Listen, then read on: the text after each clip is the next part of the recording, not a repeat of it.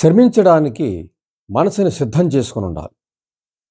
ఎంచేతంటే జీవితంలో అనేక సంఘటనల్లో శ్రమ, అటు మేధో శ్రమ, ఇటు శారీరక శ్రమ చాలా ముఖ్యమవుతూ ఉంటుంది. ఏదైనా ఒక సన్నివేశంలో పని చేయాల్సి వచ్చినప్పుడు శారీరకమైనటువంటి శ్రమ అవసరం అవుతుంది.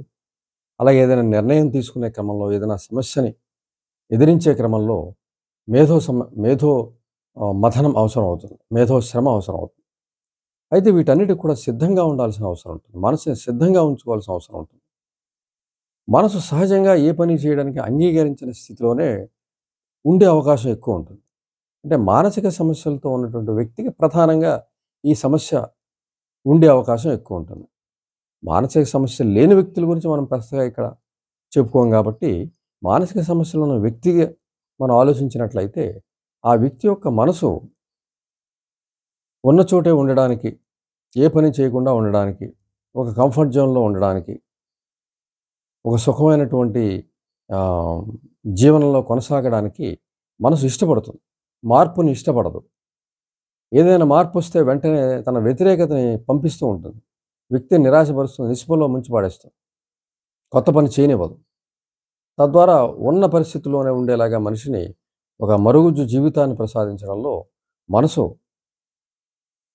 మానసిక సమస్యలతో నిండి ఉన్న మనసు చేయాల్సిన పరిస్థితిలో ఉంటుంది. నిజంగా అది మానసిక సమస్యలు ఎలా ఏర్పడతాయన్నది మనకి తెలిసినటువంటి విషయం. మనకి బాల్యంలో పెంపకం ద్వారా, పెంపకంలో ఉండే వ్యత్యాసాల వల్ల, లేదంటే పెద్దల యొక్క అనాసక్తి వల్ల, నిర్లక్ష్యం వల్ల, సరైన ప్రేమాభిమానాలు అందించకపోవడం వల్ల, శ్రద్ధాశక్తులు ఇవ్వకపోవడం వల్ల, వారి మధ్య ఉండే సమస్యలు వారు చూసుకుంటూ పిల్లల్ని అశ్రద్ధ చేయటం వల్ల, ఇన్ని కారణాల వల్ల బాల్యంలో మానసిక సమస్యలు పిల్లల్లో ఏర్పడడం అనేది మనం చూస్తాం.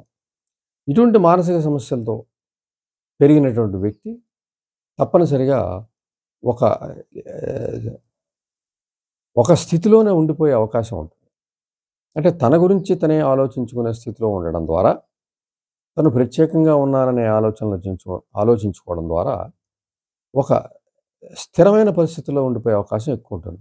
అంచేత మనసు కూడా చలనం లేకుండా ఉండే పరిస్థితిలో ఉంటుంది.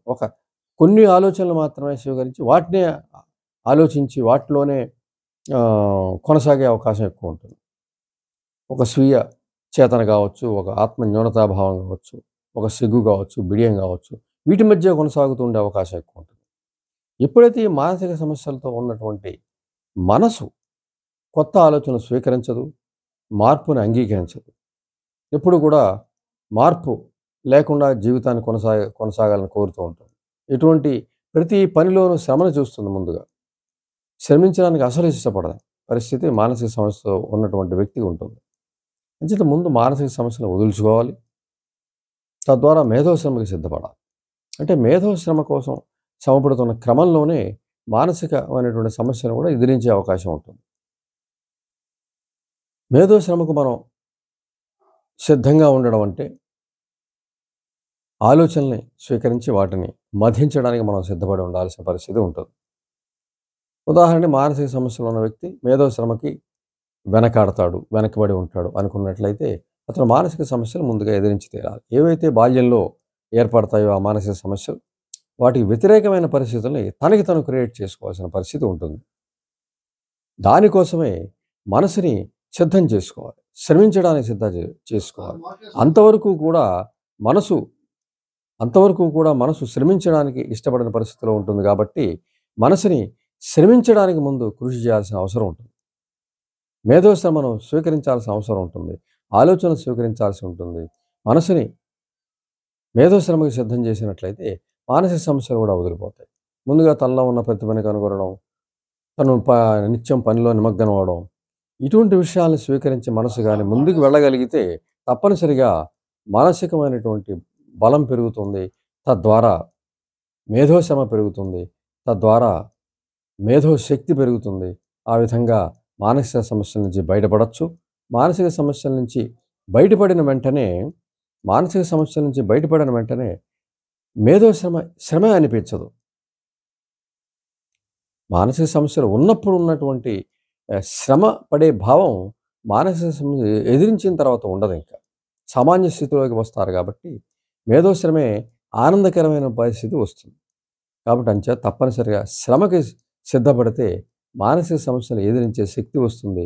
మానసిక సమస్యలు ఎదిరిస్తే ప్రశాంతమైన వాతావరణంలో మనసు సమస్యలు లేకుండా మేధోశ్రమకి సిద్ధపడుతుంది. అంటే మేధోశ్రమ అనేది మానసిక సమస్యలు ఉన్న వ్యక్తికి భారమని ముందు అనిపించినా తర్వాత మేధోశక్తి సంతరించుకున్న తర్వాత సామాన్యమైన స్థితిలోకి వచ్చిన తర్వాత శ్రమ అనిపించని పరిస్థితికి వస్తాం. అంటే ఆసక్తికరమైన పని చేస్తున్నప్పుడు మనకి ఎలాగైతే మనకి మనమే రీఛార్జ్ అవుతూ ఉంటామో, ఆసక్తికరమైన పనిలో శ్రమ ఎలా ఉండదో ఆ విధమైన స్థితికి వస్తాడు. కాబట్టి ముందు మేధోశ్రమకి సిద్ధపడిన వ్యక్తి మానసిక సమస్య మీద పోరాటం చేసినట్లయితే తప్పనిసరిగా వాటిని జయించి మేధోశ్రమని శ్రమ కాకుండా చేసుకునే పరిస్థితిలో ఉండే అవకాశం తప్పనిసరిగా ఉంది.